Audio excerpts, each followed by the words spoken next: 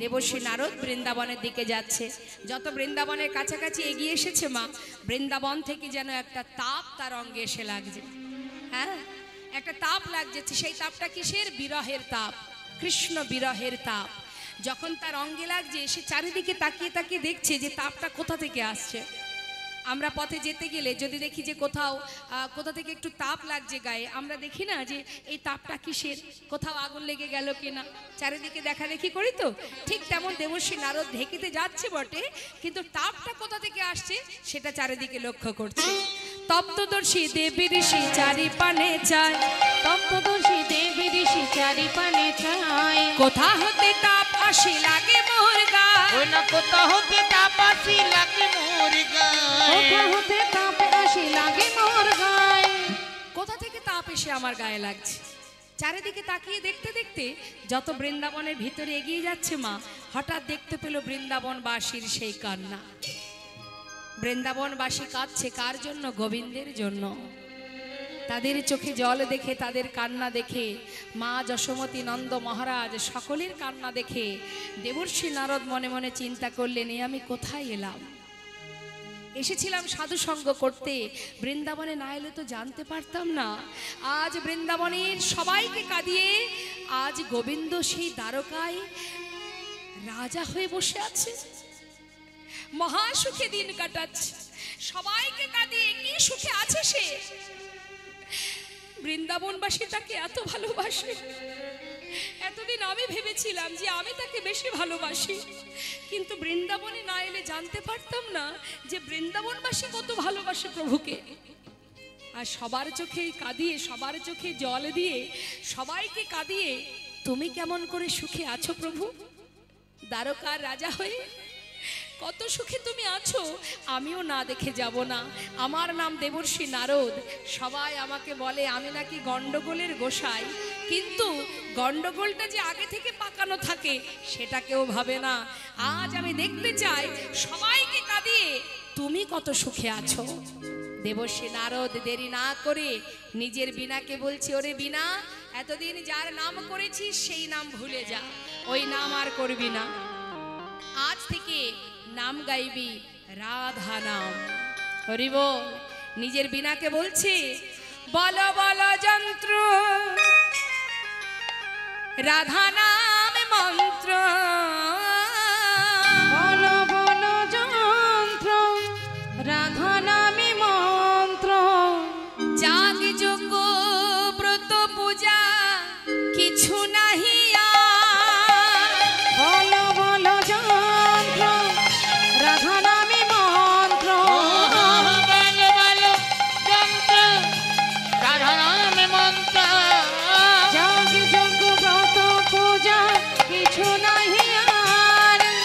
বল বল বীণে রাধা নাম বীণে, বল বল বীণে রাধা নামে বীণে, আর বল বল বীণে রাধা নাম ও বীণে। বল বল বীণে রাধা নামে বীণে, এ ত্রিভুবনে কিছু নাহি আর বল বল যন্ত্র রাধা নামে মন্ত্র, বল বল যন্ত্র রাধা নাম মন্ত্র, যাগ যজ্ঞ ব্রত পূজা কিছু নাহি আর। রাধা নাম ছাড়াই ত্রিভুবনে আর কোনো নাম নেই। ওরে বীণা, তুই রাধা নাম গাইতে গাইতে চল।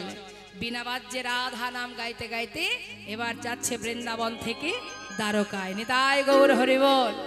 দ্বারকার মহারাজ বসে আছেন সিংহাসনে, আর বদনে রাধা নাম গাইতে গাইতে যাচ্ছেন দেবর্ষী নারদ বৃন্দাবনের পথে। তা যাচ্ছে মা, আমরাও সবাই যাব রাধা নাম গাইতে গাইতে লীলার সাথে সাথে। সবাই মিলে একবার দুটো বাহু তুলতে হবে। কই দেখি কার কার হাত আছে, দেখি কার কার হাত আছে দেখি। দেখুন, হাত সেগুলোই বাবা, যে হাত দিয়ে ভগবানের সেবা হয়, মা বাবার সেবা হয়, সমাজের কল্যাণ হয়, সেটা হচ্ছে হাত। সেই হাত হাত নয় যে হাত দিয়ে মা বাবাকে চুলির মুঠি ধরে ঘর থেকে বের করে দেওয়া হয়, সেই হাত হাত নয়। যে হাত দিয়ে ডাকাতি করা হয়, খুন করা হয়, সেটা হাত নয়। হাত সেটাই যে হাত দিয়ে ভগবানের সেবায় লাগে, যে হাত সমাজের কল্যাণে লাগে, জীবের কল্যাণ হয়, সেটাই হচ্ছে প্রকৃত হাত। তা আমাদের যে হাত দিয়েছে ভগবান, ভগবানের সেবার জন্য, তো আমরা এই হাতে তো অনেক কর্মই করি, পাপও করি, আবার কিছু ভালো কাজও করি। তো আজকের এই সাধুর বাজারে বসে একবার সেই দুটি হাত তুলে, গোবিন্দ সেবার দুটি হাত তুলে প্রাণ ভরে আমরা রাধা নাম গাইব। দেখি সবাই মিলে একসঙ্গে বলিয়ে রাধা রানী কি, রাধে রাধে রাধে রাধে রাধে রাধে বল, রাধে রাধে রাধে রাধে রাধে রাধে বল, বলো রাধে রাধে রাধে রাধে রাধে রাধে বল, রাধে রাধে রাধে রাধে রাধে রাধে বল, রাধে রাধে রাধে রাধে রাধে রাধে বল, রাধে রাধে রাধে রাধে রাধে রাধে বল, बोलो राधे राधे हो बोलो राधे राधे राधे राधे राधे राधे बोल राधे राधे राधे राधे राधे राधे बोल हे राधे राधे राधे राधे राधे राधे बोल, राधे राधे राधे राधे राधे राधे बोल, राधे राधे राधे राधे राधे राधे बोल, राधे राधे राधे राधे राधे राधे बोलो राधे राधे राधे राधे राधे राधे बोल राधे राधे राधे राधे राधे राधे बोल বৃন্দাবন কি। সবাই মিলে রাধে রাধে বলবেন, কেমন? হাত তুলুন, স্বতঃস্ফূর্ত ভাবে বলবেন, তুলুন হাত, জোরে জোরে বলবেন বৃন্দাবন কি। কি হচ্ছে, মন খারাপ? খিদে পেয়েছে? দেখুন না সবাই বসে আছে, সবাই দিচ্ছে সেবা। যদি খিদে পাই সেবা করে আসতে পারেন, কিন্তু এই মুহূর্তে ফাঁকি দিলে হবে না। ফাঁকি অন্য কোথাও দেবেন, এখানে দেয়া যাবে না। হ্যাঁ, ফাঁকি দিলে ফাঁকে পড়ে যেতে হবে, ফাঁকি দেয়া যাবে না, কৃপণতা করা যাবে না। কণ্ঠে যতটুকু সুর আছে উচ্চস্বরে রাধা নাম গাইতে হবে। হ্যাঁ, তুলুন হাত।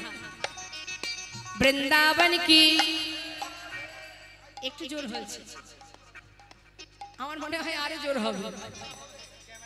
কখনো ঝগড়া করেছেন? দেখবেন বাবা, ঝগড়া করার সময় যদি বাড়ির কর্তামশাই বলে ও গিন্নি একটু আস্তে আস্তে আস্তে, অনেক দূর থেকে শোনা যাচ্ছে, তখন কি বলে, দূর যে শোনে শুনুক গে যা, জিততে আমাকে হবে, জিততে হবে। যত জোর আছে কণ্ঠে চিৎকার করে জিততে হবে। তা সেই চিৎকারটা আজকে রাধা নামেই তো করা যায়। হ্যাঁ, দেখি কার কণ্ঠে কত সুর আছে, তুলুন হাত। কষ্ট হচ্ছে? অনেকে ভাবছে কে আবার কষ্ট করে তুলবে হাত। আবার দেখবেন বাবা অনেকে হাতে তালি দেয় ঠিক এইভাবে, আমার হাতটা নামা, ঠিক এইভাবে হাতে তালি দেয়,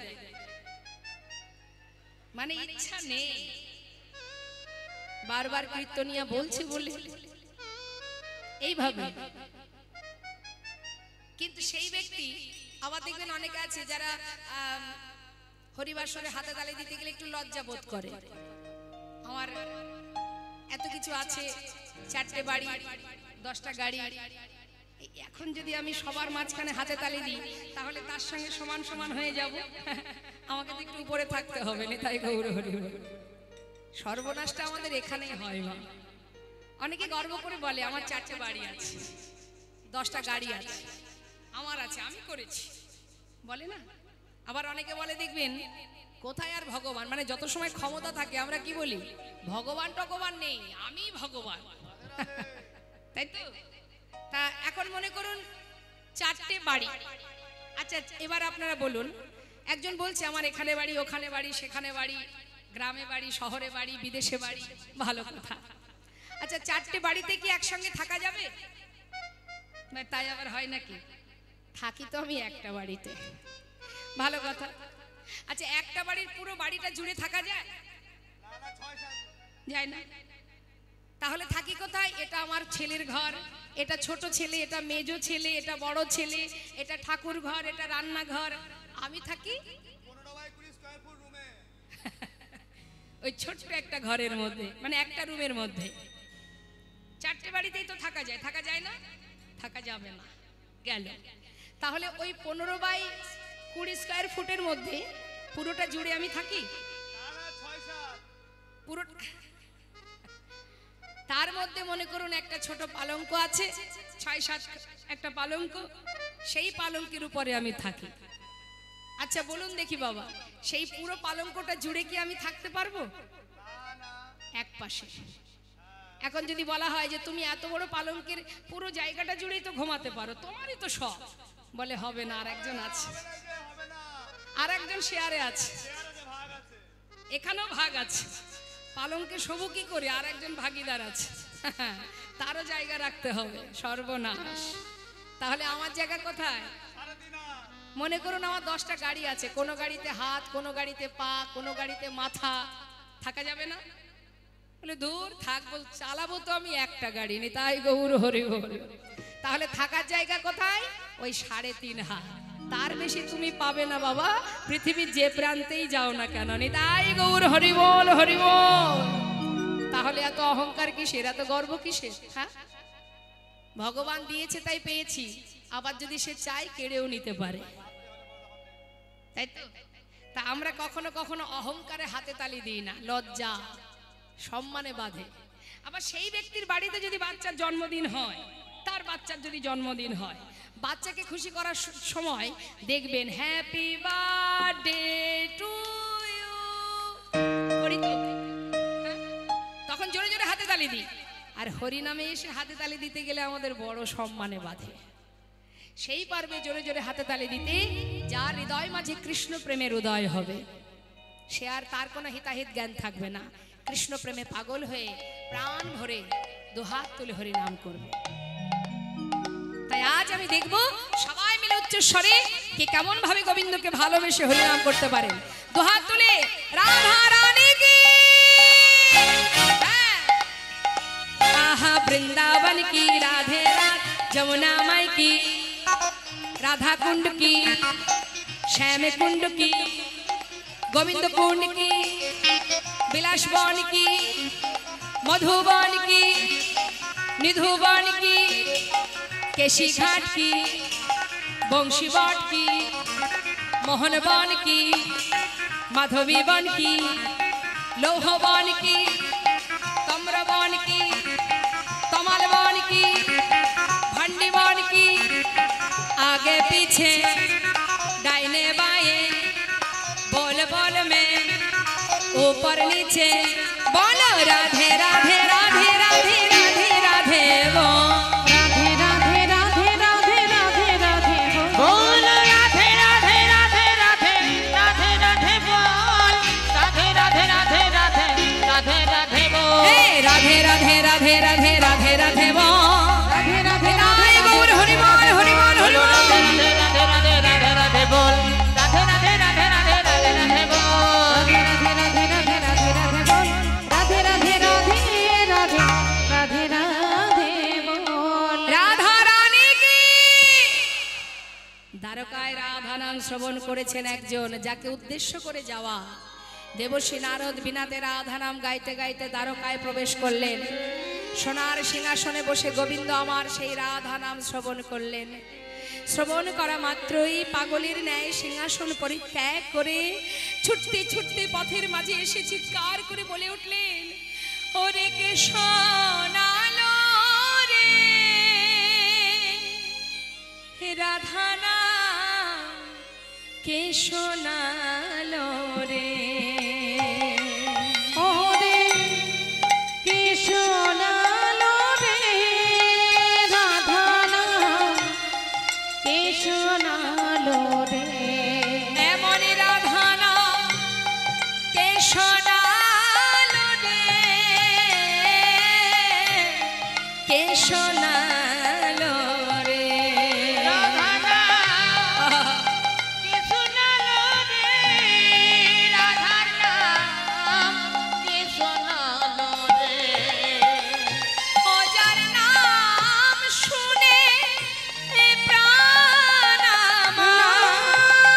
শুনে এ প্রাণ ও আমার। যার নাম শুনে এ প্রাণ আমার নাম শুনে এ প্রাণ আমার আকুল কইল রে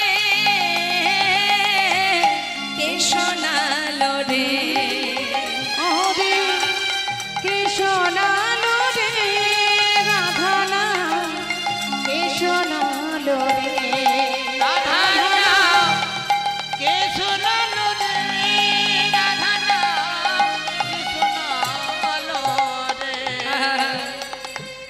দেবশ্রী নারদকে পথের ধারে দেখতে পেয়ে ভগবান করজোড়ে জিজ্ঞাসা করলেন, দেবশ্রী আমি বুঝতে পেরেছি তুমি বৃন্দাবন থেকে এসেছো, ভিতরে এসো।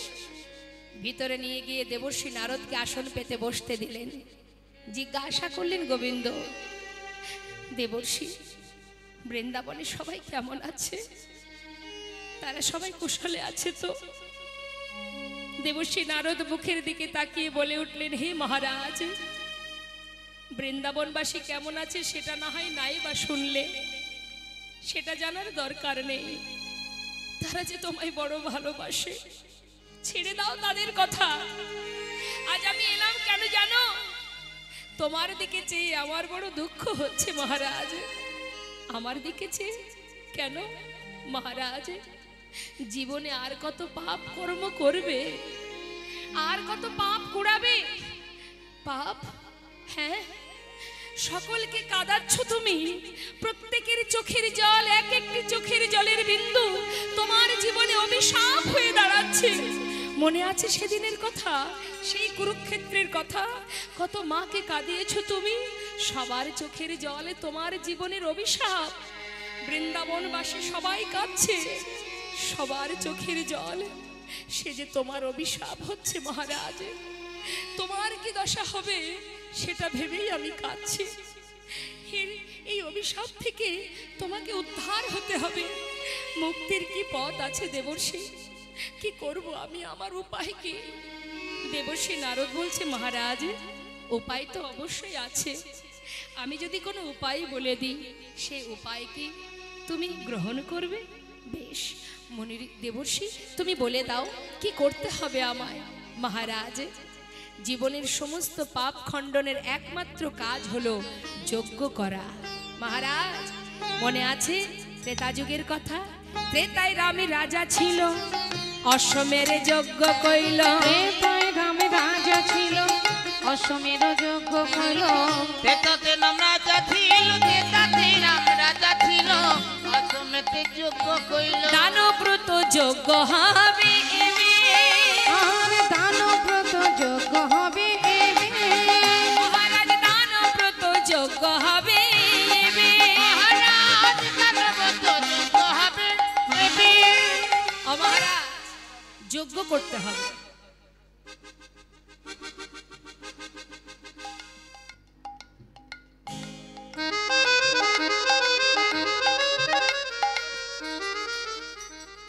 জয় রাধে রাধে, হরে কৃষ্ণ। কি বলছে মা? মহারাজ জীবনের অপরাধ খণ্ডনের জন্য যজ্ঞ করতে হবে। যেমন রাম অবতারে প্রভু রামচন্দ্র অশ্বমেধ যজ্ঞ করেছিল, তাই যজ্ঞ করতে গেলে যে যজ্ঞ হবে তার নাম হবে দানব্রত যজ্ঞ। গোবিন্দ জিজ্ঞাসা করছে, দেবর্ষী এই যে যজ্ঞ, এই যজ্ঞের নিয়মাবলী কি আছে? মহারাজ শোনো তাহলে। যে জন যা চাইবে হাসি মুখে দিতে হবে, যে জন যা চাইবে হাসি মুখে দিতে ওই হবে। রাজা যা চাইবে হাসি মুখে দিতে হবে। দান করিবে হাসি মুখে। মহারাজ দান করিবে হাসি মুখে।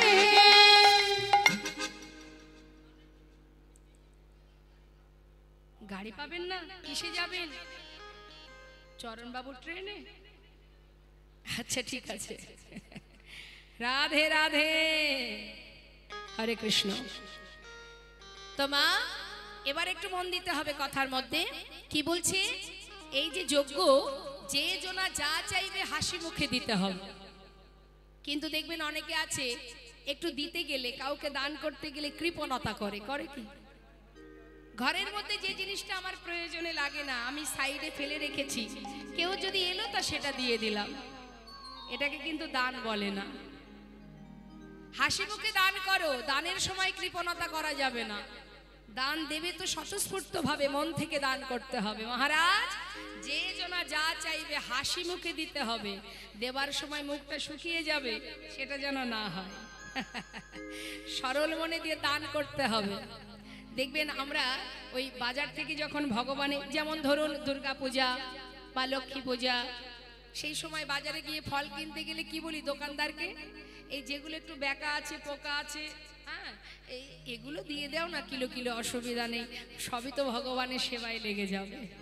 হ্যাঁ, আর আমরা যখনই কোনো ফল কিনতে যাব নিজে খাওয়ার জন্য, দোকানদারকে বলবো, ওই দোকানদার সব থেকে মিষ্টি ফল কোথায় আছে বের করো, কারণ সেটা তো আমি খাবো।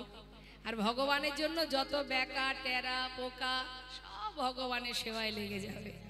তা সেবা দিতে গেলে মন থেকে দিতে হবে, কৃপণতা করা যাবে না। যে যা চাইবে হাসি মুখে দান করতে হবে। ভালো কথা। আরো আছে নিয়ম মহারাজ, শুধু তাই নয়, দান দিতে দিতে যখন সবই শেষ, মনে করুন আপনার ভান্ডারে আর কিচ্ছু নেই, তখনও আপনি মন খারাপ করে বসে থাকলে হবে না। ও মহারাজ, সব শেষে দান দিয়া ভিক্ষার ঝুলি কাঁধে লইয়া, শেষে দান দিয়া ভিক্ষার ঝুলি কাঁধে লইয়া, সব শেষে দান দিয়া, সব শেষে দান দিয়া ভিক্ষার ঝুলি কাঁধে লইয়া, ভিক্ষা মেগে খাবে মন সুখে, মহারাজ ভিক্ষা মেগে খাবে মন সুখে, মহারাজ ভিক্ষা মেগে খাবে মন সুখে। দান ব্রতের এই তো রীতি, দান ব্রতের এই তো রীতি, দান ব্রতের এই তো রীতি, দান ব্রতের এই তো রীতি, শোনো শোনো হে মহারাজ, দান ব্রতের এই তো রীতি, শোনো শোনো হে রাজন, দান ব্রতের এই তো তুমি রীতি, ভিক্ষা মেগে খাবে মন সুখে, মহারাজ ভিক্ষা মেগে খাবে মন সুখে। স্বর্গমত্ত পাতাল নিমন্ত্রণ করতে হবে। সব দান দেবার পর দাঁড়ে দাঁড়ে ভিক্ষা করে খাবে, কিন্তু তথাপিও হাসি মুখে, যেন এতটুকু মনে দুঃখ না হয়। হাসি মুখে ভিক্ষা করে দিন কাটাতে হবে মহারাজ, এটাই হলো যজ্ঞের নিয়ম। ভালো কথা। এখন নিমন্ত্রণ পত্র স্বর্গমর্ত পাতাল সবার জন্য লিখেছে মা, লিখে বলরামের হাতে দিয়েছে। বলরাম দেখছে সবার জন্য পত্র লিখেছে, কিন্তু বৃন্দাবনবাসীর জন্য পত্র লেখেনি। বলরাম বলে উঠলেন, কানাই, যে যজ্ঞে বৃন্দাবনবাসী থাকবে না, আমিও তো সেই বৃন্দাবনে থাকি, তাহলে তোর যজ্ঞে আমিও থাকবো না। যারা এত ভালোবাসে তোকে, আজ তাদেরকে ফেলে, তাদেরকে বাদ দিয়ে তুই কি করে যজ্ঞ করবি কানাই? তখন কানাই বলে উঠলেন, দাদা আমি জানি তুমি এমন কথা বলবে, কিন্তু দাদা নিমন্ত্রণ করলে সবাই আসে, আর নিমন্ত্রণ না করলে যারা আসে তারাই তো আমার আপনজন। তাই গৌর হরি বল, হরি বল। আমিও দেখতে চাই বৃন্দাবনে নিমন্ত্রণ পত্র না দিয়ে কেউ যদি আমার কাছে আসে, আমি জানবো সেই হলো আমার আপনজন। কি গো মা, বাড়ির লোককে কেউ পত্র দেয়? পত্র দেয় বাইরের লোককে, ঘরের লোককে পত্র দেয়? দেয় না। তাই দাদা আমি একটু পরীক্ষা করে দেখতে চাই কারা আমাকে ভালোবাসে। কিন্তু তুমি যখন বলছো দাদা আমি আমার মাতা পিতার জন্য পত্র লিখব, গোবিন্দ আমার মা যশোমতী নন্দ মহারাজের জন্য পত্র লিখে দেবর্ষি নারদের হাতে দিলেন। দেবর্ষি নারদ নিমন্ত্রণের দায়িত্ব নিল। বললে দেবর্ষি নারদকে নিমন্ত্রণের দায়িত্ব দেয়া যাক। নারদের বাহন কি? ঢেকি, তাই তো? তা স্বর্গমত্ত পাতাল যেখানেই হোক না কেন, দেবর্ষি নারদের গাড়িটা হচ্ছে কি? ঢেকি, সরু। অলিগলি যদি সরু হয় সেখানে ঢুকে যাবে। অতএব নিমন্ত্রণের দায়িত্বটা দেবর্ষিকে দেয়া যাক। দেবর্ষি নারদ দেরি না করে স্বর্গমত্ত পাতাল নিমন্ত্রণ করতে রওনা হলো। এদিকে ভগবান বিশ্বকর্মাকে স্মরণ করে যজ্ঞাগার শুরু হয়ে গেল। এদিকে ত্রিভুবনে নিমন্ত্রণ করবার পর অবশেষে দেবর্ষি নারদ চললেন বৃন্দাবনে। নিতাই গৌর হরি বল। তাহলে মা আগে নিমন্ত্রণ পেয়েছে কারা? স্বর্গ, মর্ত, পাতাল। শেষে নিমন্ত্রণ পাচ্ছে কারা? বৃন্দাবনবাসী। এখন যখনই সবাই খবর পেয়েছে, খবর পাওয়া মাত্রই সবাই যাচ্ছে। দ্বারকায়। আর অবশেষে বৃন্দাবনে পৌঁছালেন দেবর্ষী নারদ। যেই না পৌঁছালেন, চরণে রুনুঝুনু নূপুরের শব্দ শুনলেন কে? মা যশোমতী। মা আমার ক্ষণে চৈতন্য ক্ষণে অচৈতন্য, চোখে ভালো দেখতে পান না। কাঁদতে কাঁদতে কখন না জানি সে অন্ধ হয়ে গেছে। নূপুরের শব্দ পেয়ে জিজ্ঞাসা করছে, কে রে, কে এলি তুই? আমার গোপাল নাকি? দেবর্ষী নারদ বললেন, মা আমি তোমার গোপাল নই, আমি দেবর্ষী। ও দেবর্ষী, কোথা থেকে এলি রে তুই? জানিস কি আমার গোপাল দ্বারকায় কেমন আছে? মা আমি তো সেখান থেকেই এলাম। ও আমার গোপাল কেমন আছে রে? মা জানো তোমার দুই সন্তানই ভালো আছে। আজ সে যজ্ঞ করবে, তার জন্য চিঠি পাঠিয়েছে। এই দেখো তোমাকে নিমন্ত্রণ করেছে, যেতে হবে তোমায়। মা বললেন, দেবর্ষী পত্রে কি লেখা আছে একটু বল না। কেন মা, তুমি নিজে একবার নিজেই পড়ে দেখো।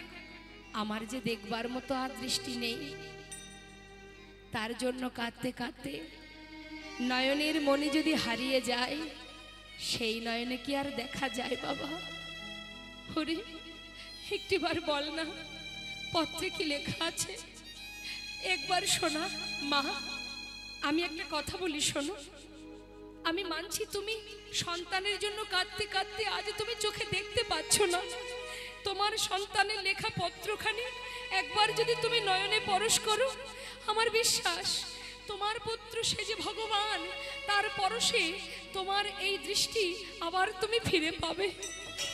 পত্রটি মায়ের হাতে দিয়ে মা একবার বুকের মধ্যে চেপে ধরে, একবার নয়নে স্পর্শ করে।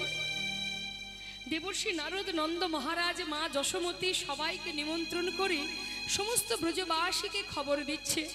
আর এদিকে রাধারানী আমার পাগলিনীর নয়, ধুলায় গড়াগড়ি দিয়ে কাঁদছে।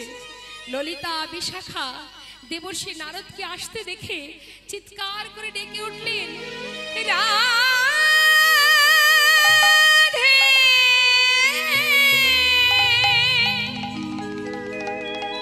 ওরে বিশ্বভানু রাজনন্দিনী, রাধে রাধে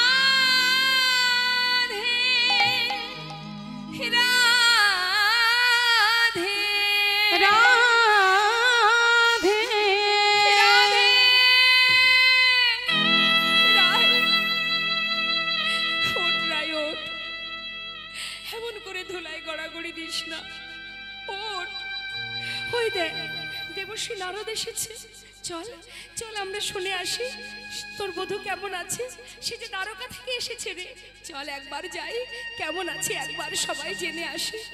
রাধারানী ধুলা থেকে উঠে ছুটতে ছুটতে দেবর্ষী নারদের কাছে এসে বলছে, দেবর্ষী তুমি দ্বারকা থেকে এসেছো, বলো না বধূ কেমন আছে, আমার প্রাণনাথ কেমন আছে। দেবর্ষী নারদ বলছে, শোনো শোনো, সে অনেক ভালো আছে, কুশলে আছে। আমি এসেছি বৃন্দাবনে কেন জানো? একটা শুভ খবর দেবার জন্য। কি খবর? শোনো, আমি কেন এসেছি শুনে নাও। প্রভাসেতে যজ্ঞ করে কৃষ্ণ বলরাম, প্রভাসেতে যজ্ঞ করে কৃষ্ণ বলরাম। দেখো না প্রভাসেতে, ওই না প্রভাসে যোগ করে কৃষ্ণ বলরাম। সেই যজ্ঞের সংবাদ দিতে আমি নারদ যে এলাম, সেই যজ্ঞের সংবাদ দিতে নারদ যে এলাম। যাও যাও প্রভাসের তীরে যাও, যাও যাও প্রভাসের তীরে যাও, যাও যাও প্রভাসের তীরে যাও, যাও যাও প্রভাসের তীরে যাও। আর বিলম্ব করো না গো, যাও যাও প্রভাসের তীরে যাও। আর বিলম্ব করো না গো, যাও যাও প্রভাসের তীরে আমি যাও। সেই যোগে সংবাদ দিতে নারদ যে এলাম। সেই যজ্ঞের সংবাদ দিতে নারদ যে এলাম। তোমরা আর দেরি করো না, প্রভাসেতে যজ্ঞ করে কৃষ্ণ বলরাম, সেই যজ্ঞের সংবাদ দিতে আমি নারদ এলাম। তোমরা দেরি না করে এক্ষুনি যাত্রা করো। মনের আনন্দে রাধারানী আমার সখী বেষ্টিত হয়ে বলে উঠলেন, সখী রে আর নয়, আজ যেখানে যে স্থানে আমার বধূ নেই সেখানে আমি আর থাকবো না। চল সখী, আমরা চিরতরে সব ফেলে আমার বধূর দেশে চলে যাই। পসরা সাজিয়ে নিয়ে রাধারানী আমার ঘর থেকে বাহির হতে চললেন মা। যোগ্য বার্তা পেয়ে যাত্রা করিলেন আয় বালা গো, যোগ্য বার্তা পেয়ে যাত্রা করিলেন আয় বালা গো। সখীগণ সঙ্গে চলে সহিত বহরা, আর সখীগণ সঙ্গে চলে সহিত বহরা। যোগ্য বার্তা পেয়ে যাত্রা করিলেন আয় বালা গো। যোগবতা পে যাত্রা চলিলেন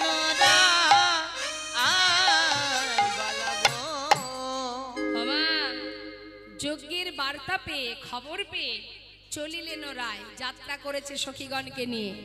যেই কিনা ঘর থেকে বাহির হয়েছে, নিতাই গৌর হরিব। সঙ্গে সঙ্গে কোথায় ছিল কুটিলা, ননদিনী কুটিলা। সে দূর থেকে দেখতে পেল তাদের বাড়ির বৌমা মাথায় করে ডালা সাজিয়ে সখী বেষ্টিত হয়ে যাত্রা করছে।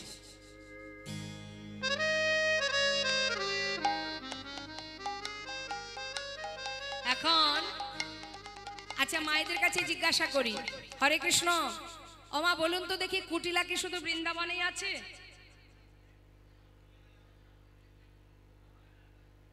কুটিলা কিন্তু শুধু বৃন্দাবনে আছে তা নয়, কুটিলা সব জায়গায় আছে, তাই না?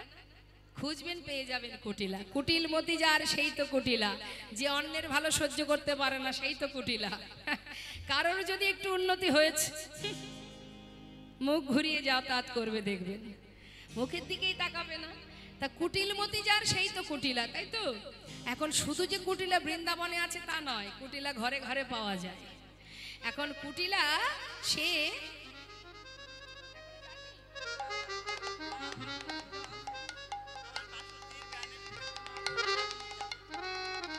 দেখেছেন? হ্যাঁ বাবা বাবা দেখেছেন? হ্যাঁ হরি বল হরি বল। বলছে আমার গোবিন্দ আছে, আমি যেও গেলাম না, কারণ আমাকে একজন বলেছে যে সে আমাকে ঘরে নিয়ে যাবে। আহা, হরে কৃষ্ণ হরে কৃষ্ণ। পরে বলি, এই কথাটা শুনে আমার একটা ঘটনা মনে পড়ে গেল বাবা। নদী পার হয়ে একজন বয়স্ক মা, বৃদ্ধা মা প্রতিদিন গুরুগৃহে আসেন, মানে গুরুকুলে আসেন ভাগবত কথা শ্রবণ করতে। খুব সুন্দর কথা। তা ভাগবত কথা প্রতিদিন শ্রবণ করে। আর যেহেতু নদী পার হয়ে আসে, সন্ধ্যার পরে মাঝি আর পার করবে না, তাই ভাগবত পরিপূর্ণ হয় না, শেষ পর্যন্ত থাকতে পারে না। কিছুটা শুনে, অর্ধেকটা শুনে আবার তাকে তাড়াতাড়ি ফিরে যেতে হয়। তা একদিন তিনি ভাগবতে শুনছে যে গুরুদেব বর্ণনা করছে, বলছেন যে যদি কেউ মনে প্রাণে ভগবানকে ডাকে, সে নাকি ভবসিন্ধু পার করে নিয়ে যায়। হরিবল হরিবল। প্রতিদিন এই কথাটা শোনে, আর সন্ধ্যা হতে না হতেই, সন্ধ্যার আগেই তিনি চলে যান। এখন গুরুর কথা কখনো ব্যর্থ হয় না। মনে মনে ভেবেছে যে আজ আমি ভাগবত শেষ করব, তারপরে ঘরে যাব। যদি সত্যিই আমার প্রভু থেকে থাকে, আমাকে নিশ্চয়ই পার করে নিয়ে যাবেন। তাই গৌর হরি বল। এখন দেখতে দেখতে বেশ রাত হয়ে গেছে মা।